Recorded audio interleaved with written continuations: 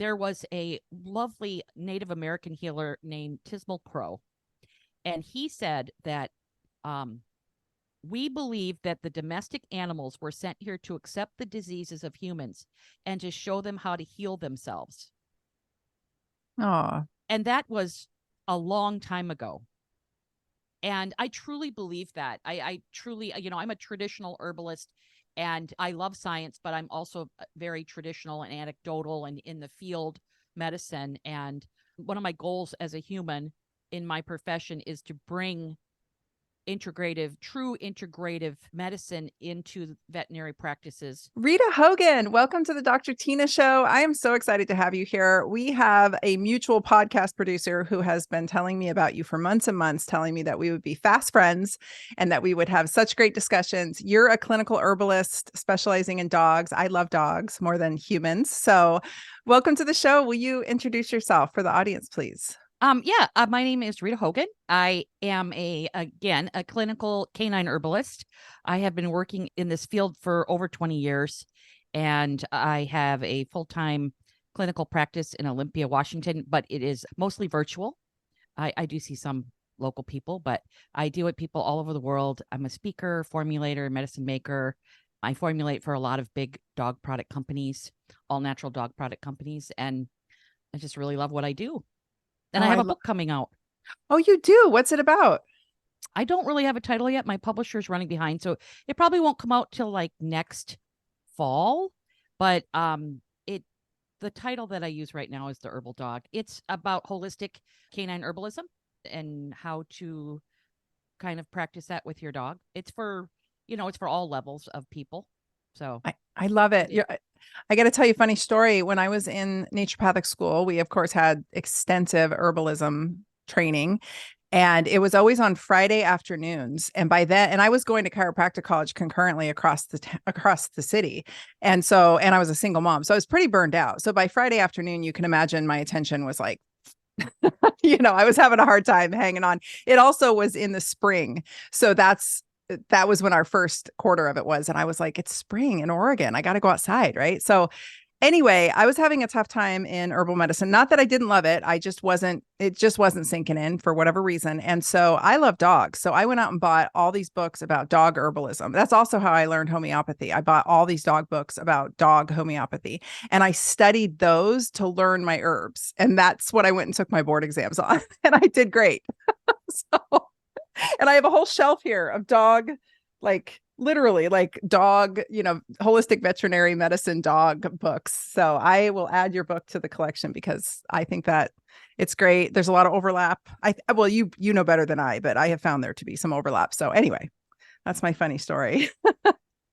there's definitely overlap for sure. Yeah. So how did you get into this? Did you start with humans and then kind of evolve into dogs, or did you start this? I started with dogs, but my dad, he taught me about plants when I was little. We had a farm and we never, the veterinarian would come if a cow was stuck.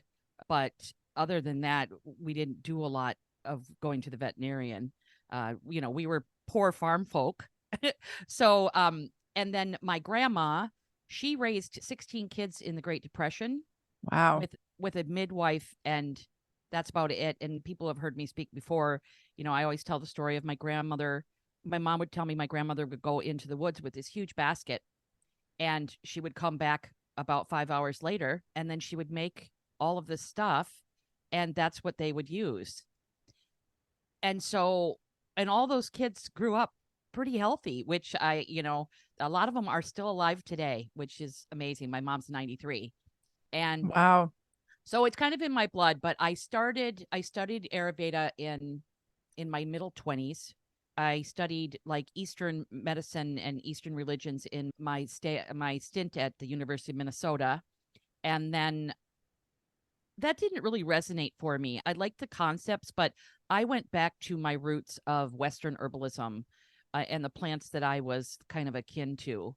Those really resonate for me, and like the plants around me right now, or in the United States and Europe, Ireland, Scotland, England, things like that.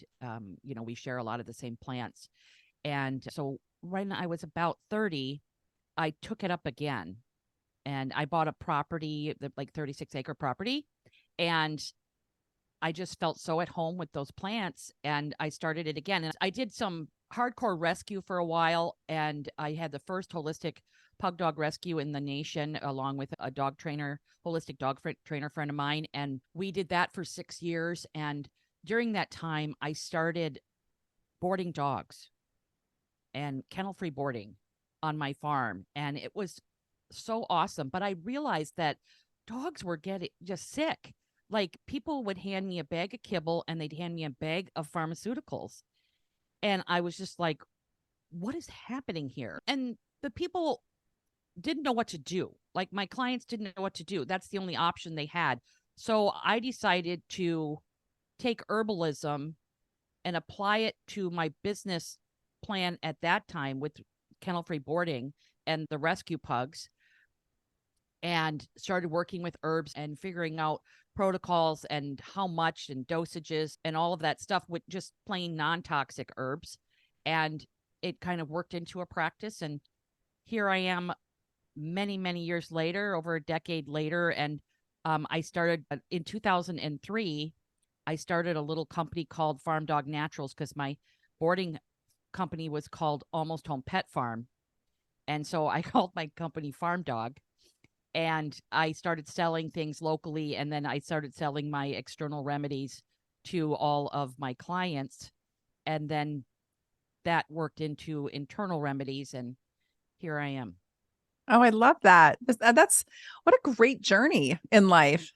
I think that most people don't. I was telling you off camera, that my dream is to have a dog rescue. And I realize as I'm about to hit 50 years old, I'm like, why have I not done this yet? Like, why have I not done the things that I want to do? And I just think that that's incredible. So do you find, I wanted to ask, like, the first thing I thought of when Drake told me about you was, I really love, and I hate to use the word placebo. I think more of intention than I do placebo, but I really love the concept that when we treat animals, they get better.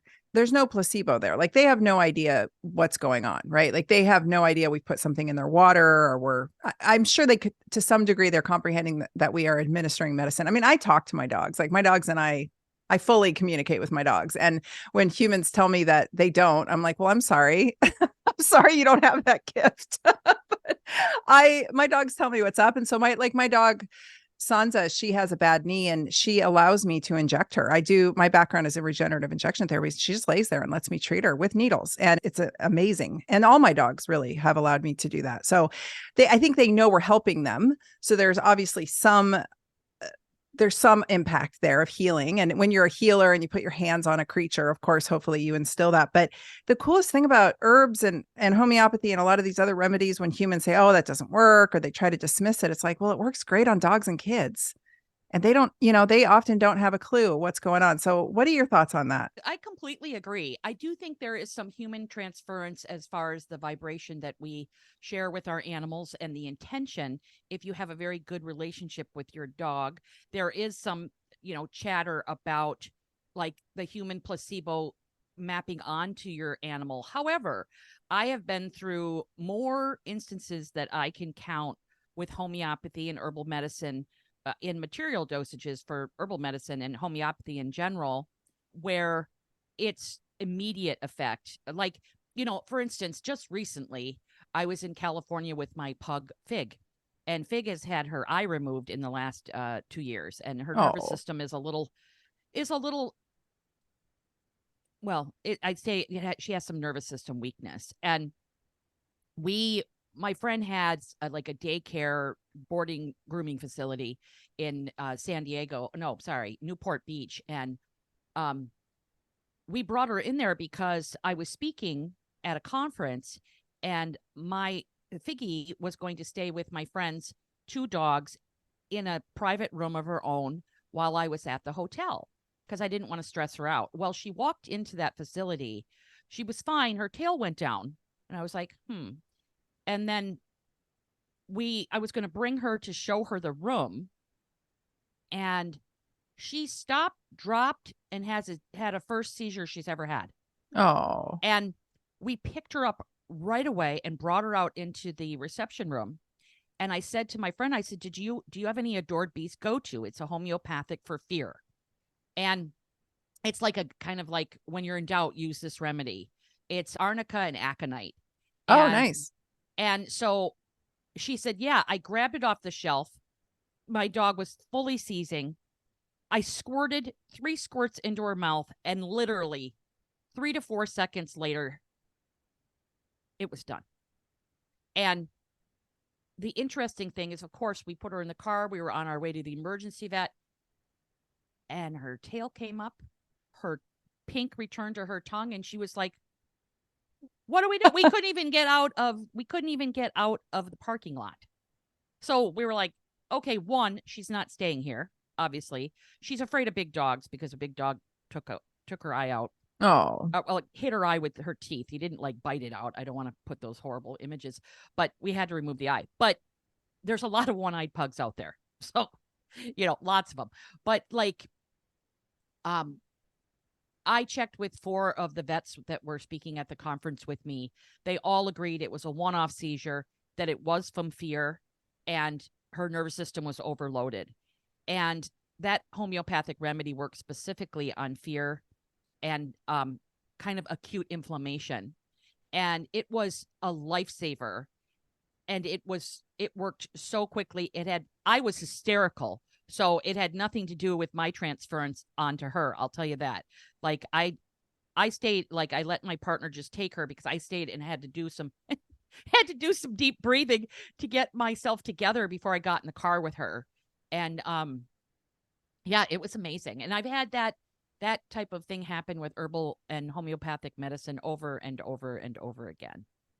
It really does. Every time I've treated my pets, I'm always, in fact, I did not believe in homeopathy until I saw it work so well on my dogs. And I was like, okay, there's something here. This is not just, placebo. Something's going on here. And I've become a believer through that. So what are your thoughts on, Drake told me to definitely ask you your thoughts on kibble and feeding dogs kibble versus preparing either cooked or raw. I'd love to hear what you think about that. Well, that's like a 3-hour conversation, but there's a really great documentary on Netflix right now called The History of Food, and it covers dog food. So anyone should look at that, and how dog food came about out of convenience and out of world wars, and it was never meant to be. And so we have grown so accustomed to just grabbing a bag and giving it our dog, but it's literally like feeding McDonald's every single day. One of the things, like when I was growing up, I had a dog named Susie. She lived between 24 and 26 years of age. It's kind of a thing in my family. Wow. We're positive about 24, but not positive about 26. People have different memories, but she was always there. She was there before I was born. She was there when I went to college. She was always there. And she did not eat kibble. She ate raw milk from our cows, scraps from our food, and that's it. And she foraged. She ate wild she ate bunnies, which, is sad, but she did eat like things that she caught. And not all of it, but, to be gross, some of it. And it was interesting. Like, we had never given her kibble, and she just ate what we ate. And of course, we ate really well. We grew all of our own vegetables and things. And she just, ate what she wanted to eat. And we never even thought about it. She was always good weight. She wasn't spayed. She had a litter of puppies. She wasn't vaccinated. I think she was vaccinated once for rabies. And that's when she was, I think, over 10 years of age. But she just, it's kind of how we did it on the farm. Right. So again, we were not wealthy farmers. We were, we ate what we grew, and we used our animals, and we cared for our animals, and I had horses and everything come out my ears. I love that life. With kibble in general, I fed kibble to my dogs in the past? Yes, I have. I stopped doing that when I was about 24, and I'm 52 now. So wow. I have fed kibble. I did feed kibble for a while when I moved to Tennessee, because the food that I had been feeding then was not available. And so I grabbed some, I knew nothing about kibble. I grabbed some Purina with yogurt. And it was this beautiful bag, and there was cascading like meat and vegetables down the bag. And I thought I was doing a good service. But the interesting thing is my dog Finbar, who was a pug, kept getting pneumonia, and we had to keep giving him steroids. And he would be at the vet probably once every like 1 to 3 months. We would be at the vet, and he kept getting pneumonia and pneumonia. And I said, there's got to be a better way. I take care of myself this way. How do I do this with my dog? And then, I remembered what we did when we were kids. And when I was in Minneapolis, I had a Rottweiler, and I fed her a food called Sojos, which it's like this little pack. It's a big company now, but it was this little pack of like grains and dehydrated veggies, and then you add meat to it, right? And I gave her that. But when we moved to Tennessee, it was just, you just move there, it's crazy, all that stuff. So I went to the grocery store and got this Purina.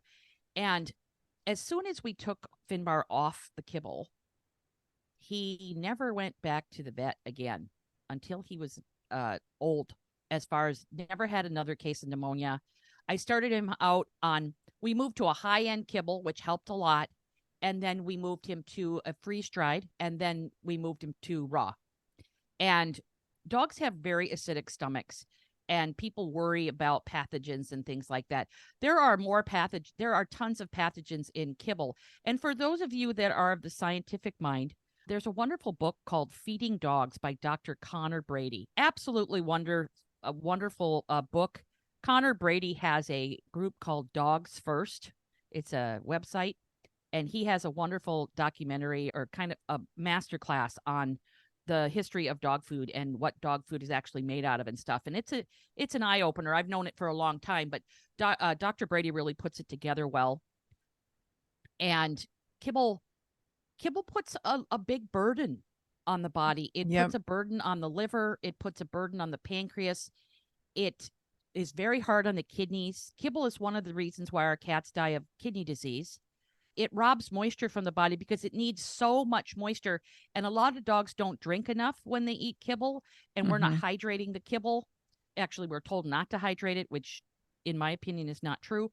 Dogs need to drink an enormous amount of water to deal with the kibble in their body. And if the water's not there, it will steal it from other areas of the body. So it causes dryness.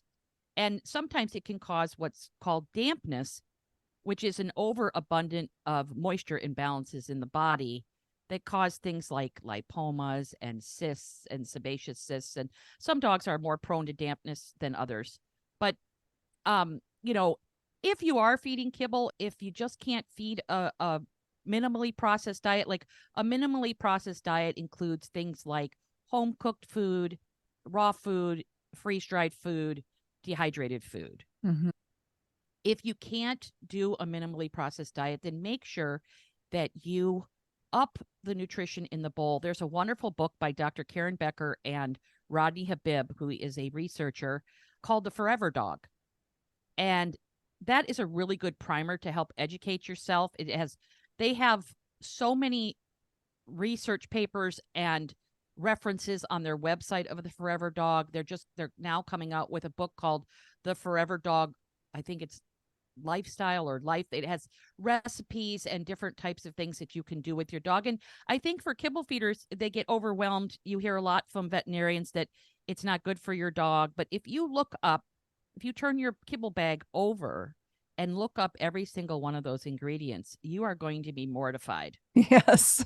And especially even in some of the most expensive dog foods like Science Diet, it really is a chemical diet. Yep. It's terrible.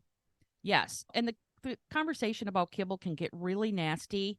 And we're just talking about feeding dogs real food. And yes, you need to feed them a balanced diet. But there's so many resources out there, like the Feed Real Institute is wonderful. Dogs Naturally magazine. Dr. Judy Morgan is a huge advocate for raw feeding. She has wonderful resources on her website. Dr. Odette Suter, Dr. Barry Sands, Dr. Katie Kangas, a whole slew of Dr. Peter DeBias, he has a lovely website with great supplements. I mean, there's just so many resources out there now. There's a woman who just writes kind of how she takes care of her dogs. Her name's Kimberly Gauthier. She's in Seattle, Washington. She has some books on Amazon that are for beginners. And so there's just a lot of resources. But if, I have a bag of kibble ready for like an earthquake or an emergency. It's a high-end bag of kibble. But other than that, I feed my dogs a minimally processed diet. We do some cooked, we do some raw, and we do some freeze-dried, depending on my dogs. My little dogs eat raw and freeze-dried. My big dogs eat raw, and my old dog eats cooked. So you make a great point there. I mean, let's back up a second because you just shared so much there. Yeah, anybody anyone who is trying to get started on this, my first advice always, and the same with humans, is like, go educate yourself on what's in the dog food, because you'll be horrified. Like you said, it's horrifying. And I remember learning about this a couple decades ago and just being like, oh my God, I can't believe this is what we're feeding them, especially the very inexpensive products. I mean, it's just basically just the crud dehydrated into and hyper cooked into a kibble.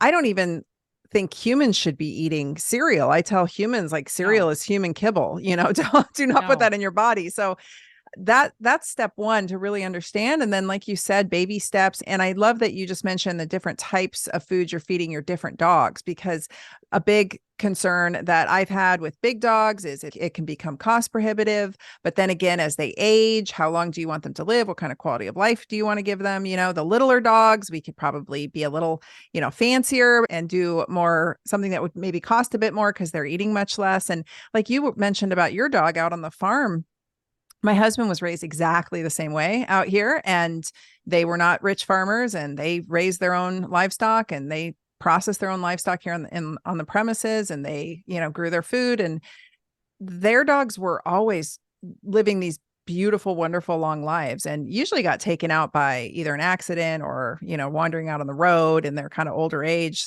sad things like that. But life. Yeah. My dog here, Sansa, was my rescue. And I just share the story because you'll appreciate it. I got her. She was one of those dogs they brought up from California with the Oregon Humane Society, that deal they have, which I think is awesome. But again, it puts a huge load on the dogs.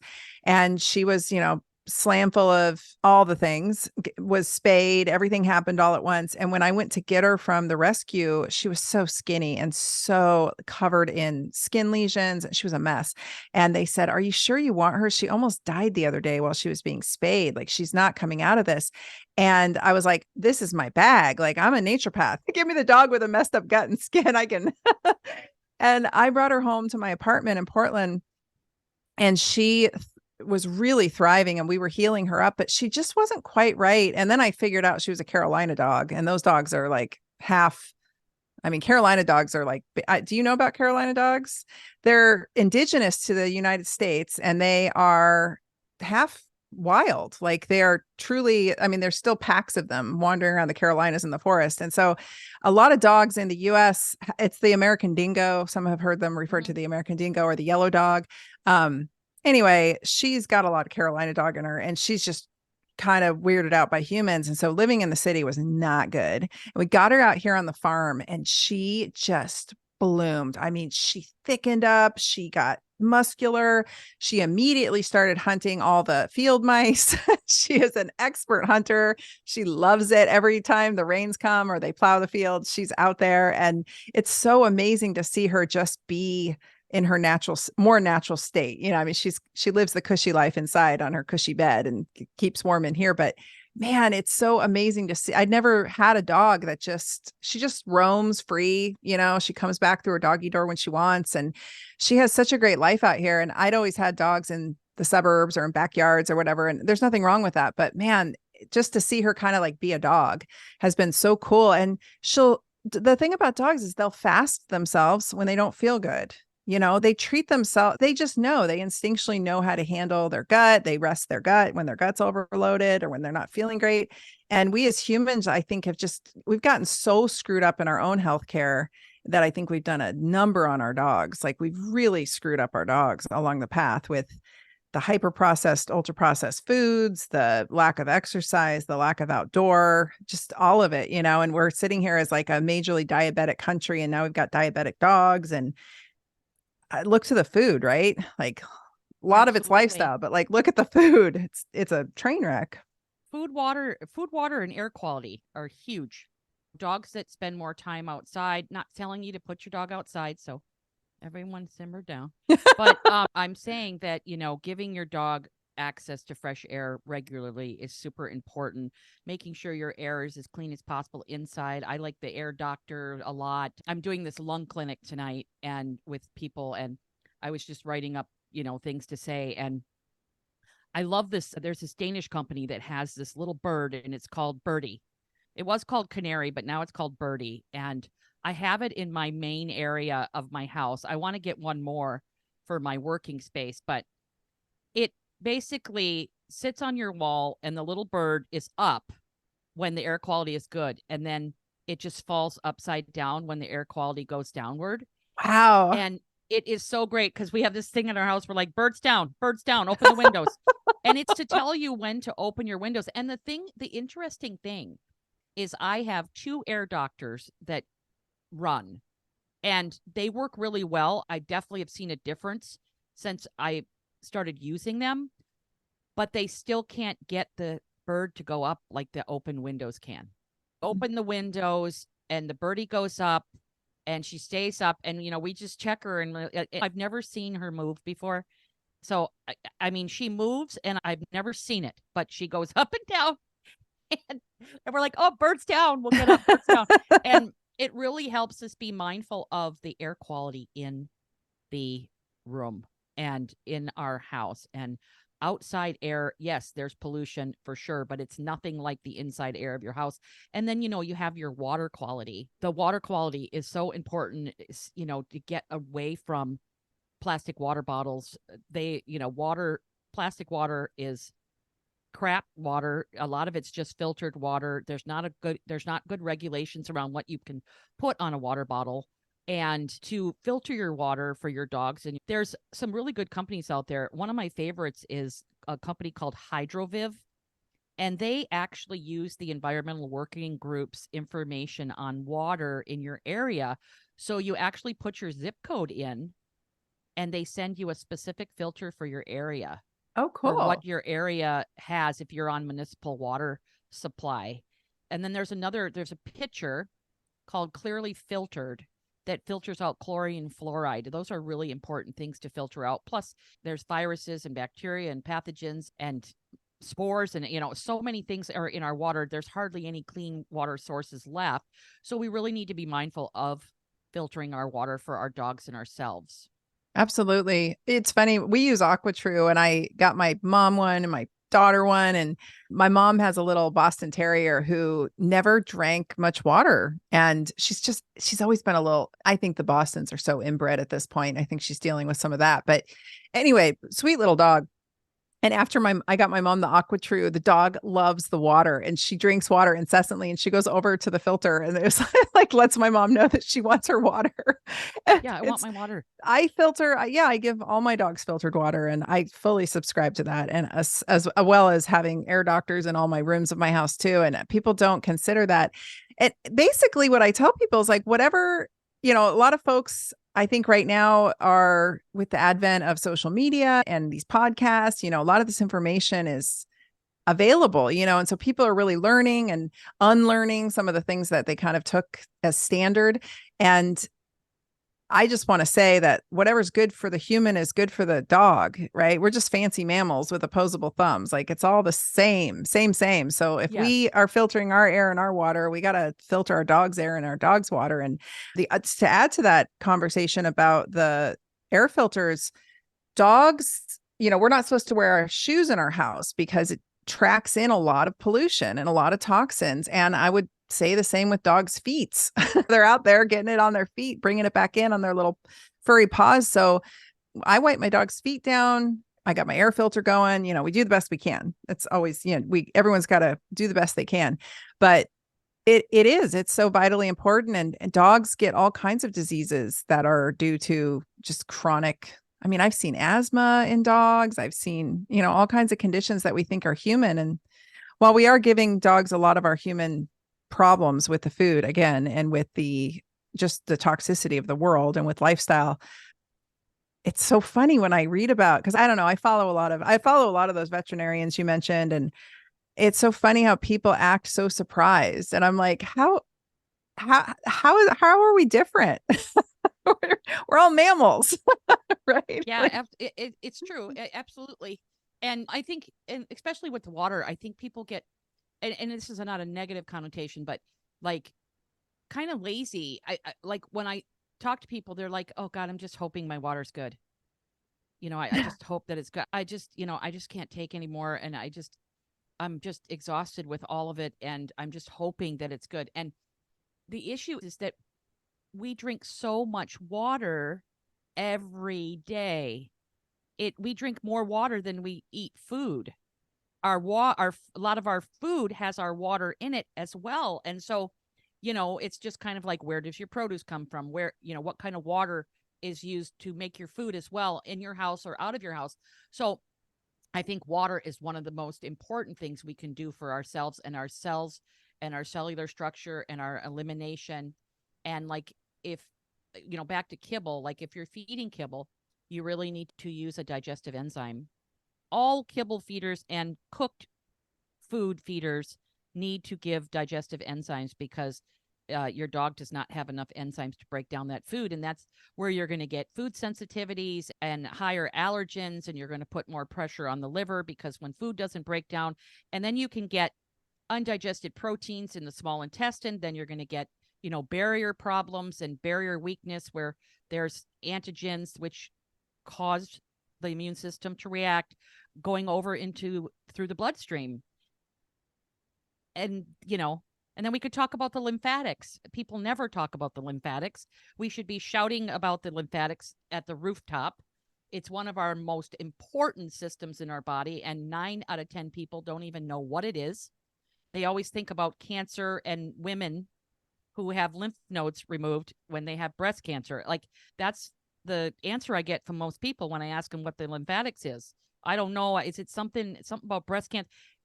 It is, it is from the top of our head to the bottom of our feet, or from the front of the snout to the tip, like almost to the tip of the tail, halfway through the tail.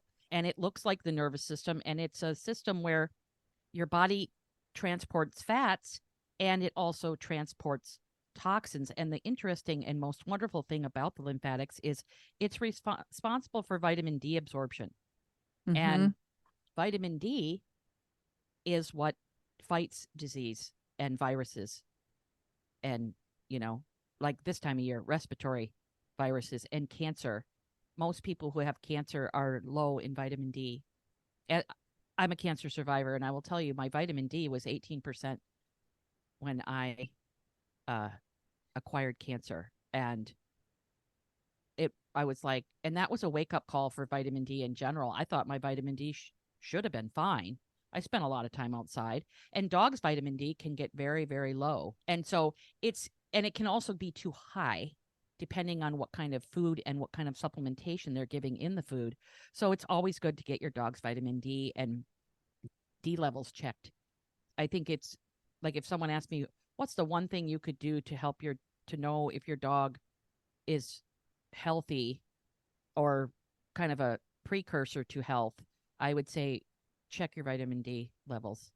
Yeah. My vet looked at me like I don't know, it was probably 15 years ago. I asked her to run the vitamin D on my dog, my aging dog. And she looked at me like I was crazy. And I was like, yo, it's important. This was gosh, I remember a doctor coming into our grand rounds in medical school, in naturopathic medical school in, I don't know, 2007, talking about vitamin D, and nobody was talking about it then. And I was like, this is it. Like, this is huge. And he got a lot of pushback, and it didn't really catch on for a bit, but I think you're right. I have a question for you. So we make our vitamin D from the sun hitting the cholesterol in our skin, and it is absorbed. It's really a hormone. It's not a vitamin. And it is absorbed that way, right? And then, like you said, the lymphatics are involved. And so I always tell people after you've been out in the sun, skin exposure, don't go shower off for a couple hours because we want that conversion to happen as best we can. I mean, that's theoretical, but like we want those fatty acids. We want all of that to move in. And I have been since 2007 when I learned about vitamin D and I learned about this. I thought, well, how do dogs make vitamin D, right? Is it the cholesterol in their fur that they're licking off? Like, how do they actually synthesize vitamin D? I don't know. Do you know? They make their own. Oh, okay. So they make But they don't endogenous make vitamin D. Yes, they don't make enough. And I can't answer the question as of why, but their vitamin D levels can be low. And I'm sure it's lifestyle. Oh, yeah, of course. It's from being domesticated. I could probably put money on that, but I do not have the verbiage for that. As an herbalist, I'm not a veterinarian, so I don't deal directly with disease. I deal with balancing the ecosystem of the body. So, but I do deal with a lot of diagnostics where people will go see their veterinarian and then they'll bring the diagnostic back to me and, okay, so the vitamin D is low.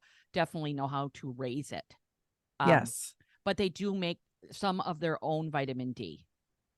It's so interesting. I wonder how they synthesize it. I'm going to keep looking. I don't know if maybe it's been addressed since then. I just haven't been looking, but it's so crazy.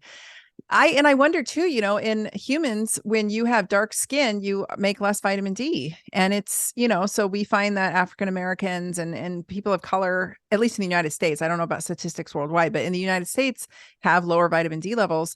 And because the melanin protects their skin and it slows conversion. And then also another factor is, like you said, domestication. I think a lot of it comes down to also when we have inflammation just so you guys know about humans, I know Rita, but in humans, if you have inflammation, you can't absorb your D very well. And so it's kind of this vicious cycle where folks, and especially when there's excess fillage of the adipocytes, that also can blunt the conversion. And so we end up in a situation where people are pounding vitamin D and it's not necessarily being absorbed because perhaps they have some underlying inflammation or something else going on. And I would gander same thing in dogs. We're probably dealing with a similar inflammation and stress and inflammation are two huge factors for everything. And some people aren't taking the vitamin D the right way. I mean, they take it just as D and it needs to have K, and it's especially great if you can have some A. So a lot of people will just, go get the bottom of the barrel Walmart vitamin D and think they're doing this great thing, and hardly anything is being absorbed. Or they're not taking it. Yeah, they're not taking it with fat. That's really important too. So whether you take it yourself or or give it to your dog, it needs to be with fat so it can deliver because it's fat soluble. Well, it's a hormone. Yeah. So at the end of the day, speaking of stress, I often wonder about transference. And I love what you said. I don't deal with disease. I deal with the ecosystem and balancing it. That's really the premise too of naturopathic medicine. Like, we're not treating disease, we're treating people. We're trying to figure out why homeostasis is out of whack. And that doesn't always transfer very well on social media or on podcasts because people want an answer or a pill for a condition. And I'm like, I'm not treating conditions. I'm treating a person. So my answer is always, it depends. And people don't like that on social media. They want something polarizing and definitive. And I'm like, it depends on the person. I mean, my husband and I do not get to live and eat the same way and have the same outcomes. There's just no way around that, and I think it's the same for dogs and different dog breeds. I think all different breeds are probably different sizes, whatever. But anyway, all that to say, I feel like stress impacts all of us terribly. And I feel like humans, and I've been guilty of this, I'm pretty quick to see when my dog doesn't like something, or any dog for that matter. I'll walk by and I'll see a human trying to approach a dog. And I'm like, that dog doesn't like that, and it's not any specific behavior. I'm just vibing that the dog does not like that. And I see this often with really stressed out humans and their dogs, or they're like putting their stress on their dog. I know petting your dog can be very therapeutic, but sometimes if I'm really wigged out and my nervous system's shaky, I don't get near my dogs because I don't want to put it on them. I'm like, I don't want to transfer this onto my dog. And I saw this when I was in naturopathic school. We had the bookstore, the lady who ran the bookstore had a therapy dog, a beautiful dog. She brought this dog in every single day. And all of us stressed out medical students would go sit with the dog and pet the dog. And then the dog suddenly died. And I was like, I think all the students' stress killed that poor dog. I think we just put so much upon this poor dog. And I wonder if humans were to better mitigate their stress, if we wouldn't see more health and vitality in our pets. I don't know. I'm just kind of brainstorming here, but what are your thoughts around this? Absolutely. Like I said, if you go to the Heart Math Institute, there is some really great information about how we share our world with other people. Like our heart vibration goes out 6 to 8 feet from our body. And it's kind of like, be careful who your friends are, Yeah. because people who stress you out are literally stressing you out with their resonance. And so our dogs are our mirrors. Our dogs share all of our stress. And the interesting thing is that they smell it. And it's kind of like horses. Horses can smell fear a mile away, and so can dogs. And your dogs know when you're in fight or flight. One of the biggest sources of switching yourself into sympathetic, which is your fight or flight mechanism, the sympathetic nervous system, is your phone. All those beeps, whistles, email noises, everything, social media. They have proven when someone is on social media and scrolling, you are actually in a fight or flight state. Your body doesn't know the difference, just like your body doesn't know the difference of what TV program you're using. Like if you're watching a very violent show, you are in fight or flight. It Mm-hmm. may feel good to you because you're building up adrenaline, but the problem is your body doesn't know the difference. And your dog can smell that. And you'll see some dogs will go over to owners trying to comfort them. Yep. A lot of people share anxiety with their pets. I have a lot of clients that share the exact same diseases with their animals. Um, it's interesting because I don't think a lot of people want to take that on and understand that, yes, your inability to deal with stress is also affecting your dog. And it's not just like, you know, it's not just woo woo anymore. There are scientific studies that are hardcore and accurate on, hey, I really think that this is a thing because our heart energy depicts the rest of our entire health. There was this wonderful herbalist who recently passed away. His name's Doc Stephen Buhner. And Stephen Buhner wrote how and studied how if you balance out the cardiac muscle and the heart energy, the rest of the body falls into place. And that really makes sense because of the fact of its interaction with the parasympathetic and the sympathetic nervous system. Parasympathetic is your rest and relax. And when you're in sympathetic excess, or your dog, they can't detoxify well. They can't digest anything. You get gastrointestinal upset. Their pancreas enzymes wane. Their spleen is affected, and the spleen is a huge part of the immune system. The thalamus gets weaker. These are all things that because when you're in fight or flight, everything goes to the musculature and the cardiac system, and it overburdens it and it puts pressure on it. And it's meant to be really quick. But now with stress and all of these different electronics and people keeping track of everything now, like now we have Aura rings and we have, iPhone watches, and everything is putting you on alert. And we're not meant for that. And Yeah. also, like, literally the news cycle. We're not meant to take on the world's entire problems right now. Our bodies aren't meant for it. We really need to focus. And the interesting thing is it's new science and it's old. There was a lovely Native American healer named Tismal Crow, and he said that we believe that the domestic animals were sent here to accept the diseases of humans and to show them how to heal themselves. Oh, And that was a long time ago.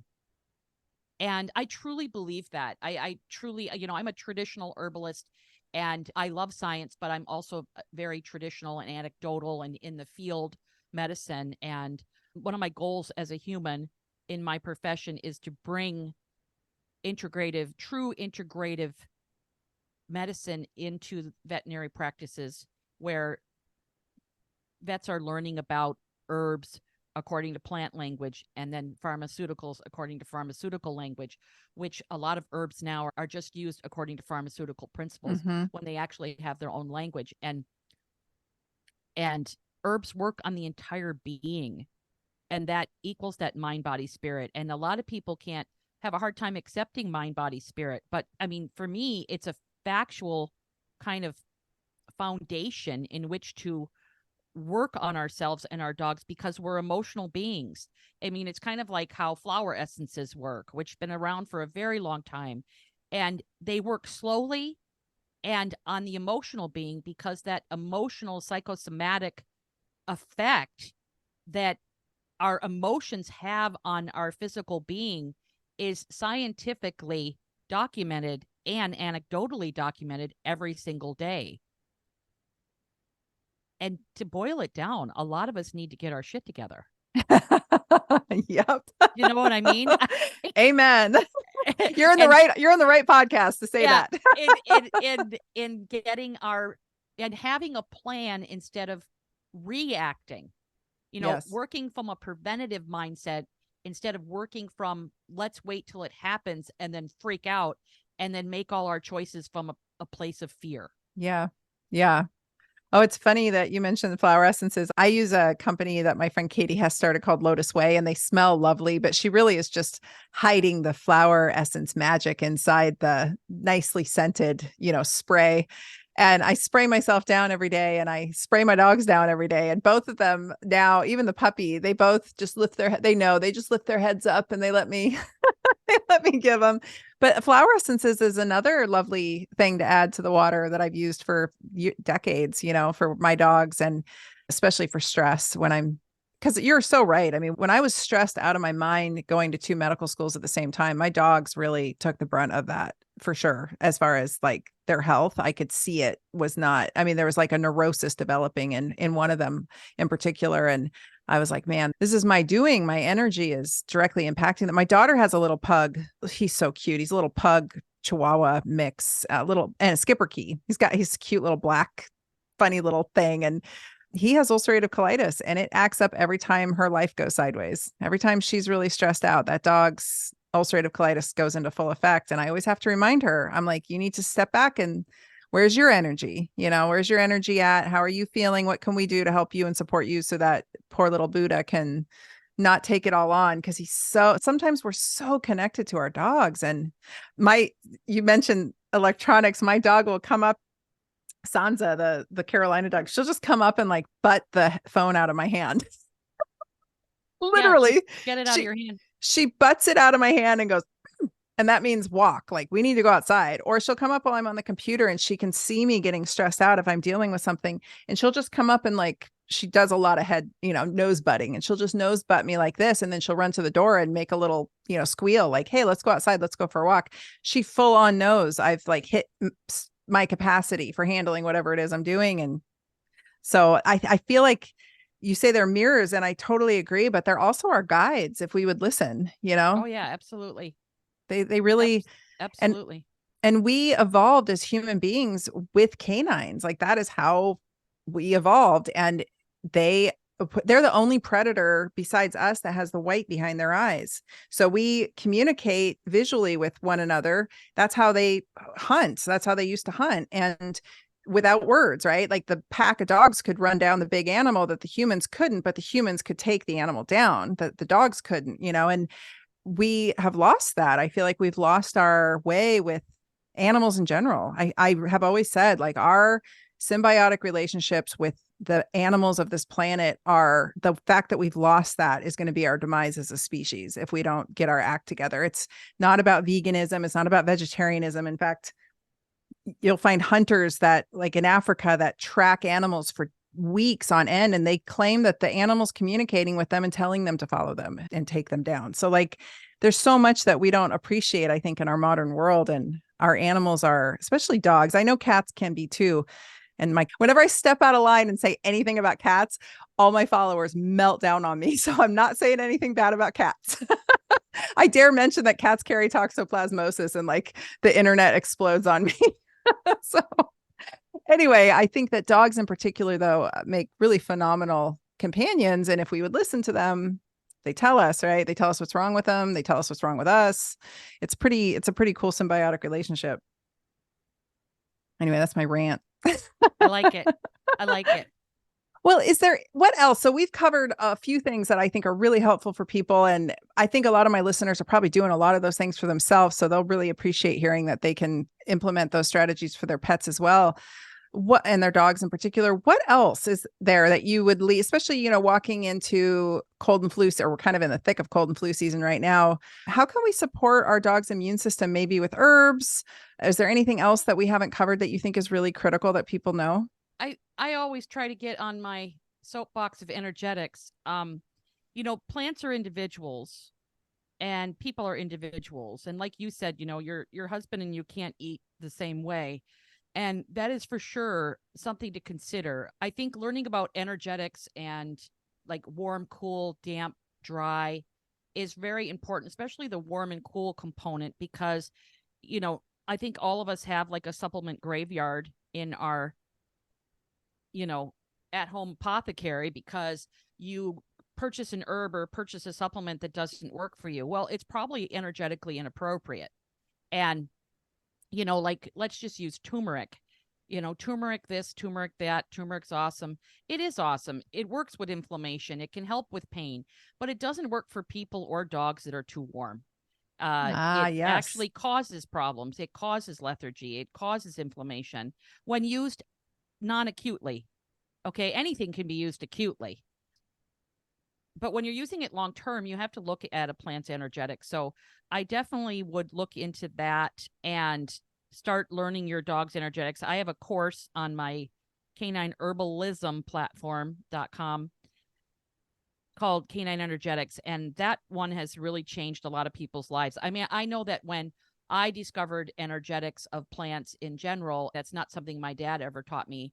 But when I discovered about plant language and plant energetics and how they speak as individuals, my practice just blew up. I mean, I got so much more clear on how to help my clients and why certain protocols weren't working and why people get frustrated with herbs. Because a lot of times we're not using the herbs for our own physical energetics. There's cooling herbs and there's warming herbs.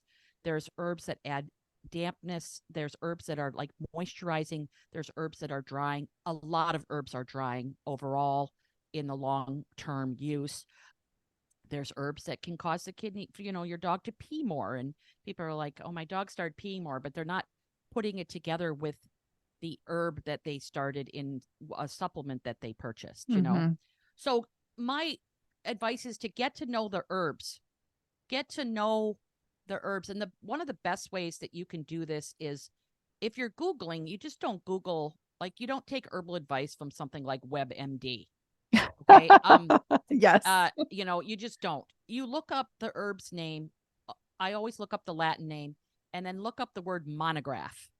Oh. And you'll find like a resume for an herb, and make sure it's written by an herbalist. I have on my canineherbalism.com website, I have a service called monthly monographs where I deal intensively with one herb a month. And I give you the energetics and everything that you've ever wanted to know, including dosages and different ways to use the herb with your dog. It's dog-centered. It's not human-centered. If you want human-centered monographs, a lovely website to go to is Evolutionary Herbalism from Sage Popham.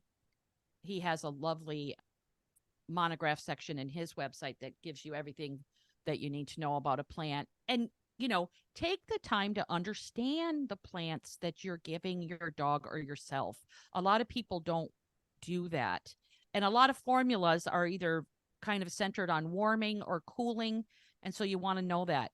During this time of like lung transition, we're in lung time right now until about December 21st. And then we go into kidneys and the musculoskeletal system during deep winter, but still the lungs are a component of winter in general. I like to use medicinal mushrooms.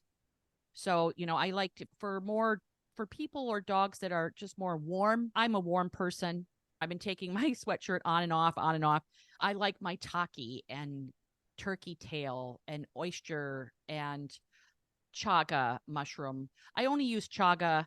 I use chaga from realmushrooms.com because it's not taken off of wild birch trees, but I use chaga in dire problems unless I know exactly where it comes from, because it people are, causing overharvesting of that. It's not really a mushroom, it's more of a mycelium, but they're being overharvested. And then more cooling dogs, I love reishi, and reishi can be given to dogs that are warm as well. Just include it in other like cooling mushrooms like maitake or turkey tail.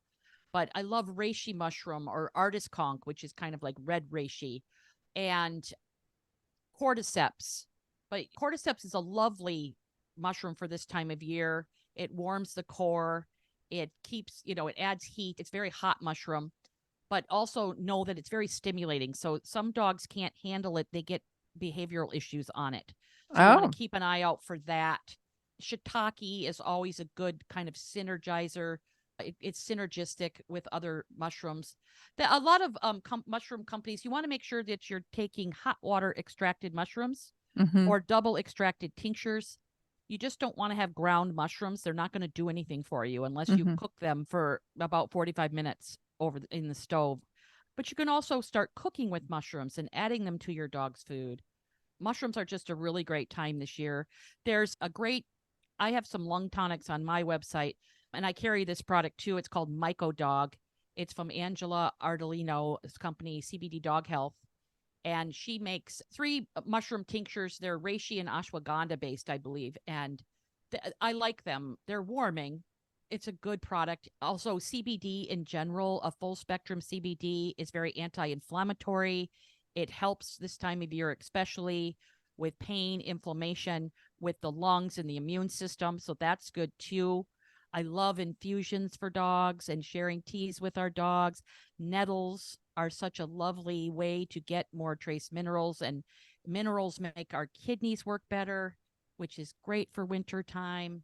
Parsley tea, those 2 are just lovely during the winter time. So those are some things that you can do. I love that. Yeah, no, I love nettles too. I love everything you just said. This goes for humans too, you guys. I feel like I'm hearing human advice as well. I know you're not giving medical advice by any means, but it's all very much the same.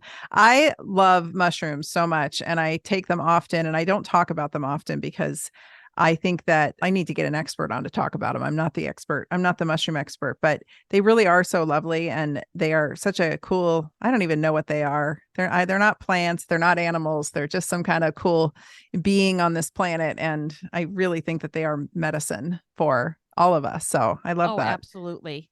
Yeah. Absolutely. Yeah. I got to get Paul Stamets on here, I think. And you can reach out to Joni Kilmet, or Dr. Rob Silver. Okay. He's a mushroom expert. I love talking about mushrooms. You can reach out to realmushrooms.com, and they have an entire advisory and professional panel there. I'm part of their professional kind of network for that company. I learned so much from all of the different professionals that are part of that network. Awesome. And, there's just so much to learn, and we'll just keep on learning because as a whole, we know very little. Oh, yeah. Yeah, I know. I remember, I think cordyceps saved my life a few times, to be honest with you. And when I was trying to finish up school as a single mom, and I was just a wreck of health. And I remember seeing a video on how cordyceps, that's not how they make it for human ingestion, but how it naturally occurs, how it takes over the insect's brain. And if anyone hasn't watched a video about that, go look up cordyceps and just cordyceps and insects and go watch a video. It's pretty wild. Again, that's not how they make it for human. It's not coming out of insects. So anyway, I love all this. Okay. Well, tell us where we can find you. So you mentioned your website. Please repeat that. Are you on social media? How can everybody access you? You have a store and courses. Tell us about that. Okay, here's the rundown. So I have a podcast called Dogs Are Individuals. You can find that wherever podcasts are. Also, you can find it on my teaching platform, which is Canine Herbalism. I have courses. I have an energetics course. I have a monthly monograph program. My phytoembryonic therapy course is coming out for everyone, plus practitioners and vets, that is using plant stem cells as a system of medicine, buds, shoots, Cool. embryonic constituents of plants. It's a heart project of mine. And then my level 1 canine herbalism course coming out in March. You can sign up for all of those right now on that teaching platform. And then I have a consulting website, canineherbalist.com. And I offer consulting. I have a full store of different types of remedies. So you can find me there. And I have an Ask the Herbalist function on that website if you want to ask me a question. Plus, on my teaching platform, I have a subscription community where it's $10 a month. You can ask me any question you want. We do a live Q&A. We also do live trainings every month, and you get a lot of perks being a member there. And it's an easy way to get a hold of me. I am very busy, so I don't answer random questions that come into my email. You either have to go through Ask the Herbalist on my website or be a member of that. And I'm on Instagram at Canine Herbalist. I am on Facebook at Canine Herbalist. I also have a private Facebook group called Dogs Are Individuals. Oh, I love that. That's great. Okay. Well, we will make sure that the links are in the show notes and everybody can access this wonderful resource that is Rita. This is great. Also, I think that this episode might be coming out soon. Yes. And I am through December 1st having my 20% off of everything sale. And that coupon is all caps Black Fur Friday. It's 20% off of pretty much everything I have besides consulting. Oh, I love it. Okay. We'll make sure to include that. Awesome. Well, thank you so much for coming on the show and sharing all of your wonderful pearls and knowledge. I hope this is helpful for my listeners. My listeners know that I'm a dog fanatic, so I'm hoping that many of my listeners are as well and that they got as much out of it as I did. Thanks for coming on. You are so welcome. I was super happy to be here, and I support your dream in having some type of dog-centered rescue. Yes, that's in the cards. Thank you.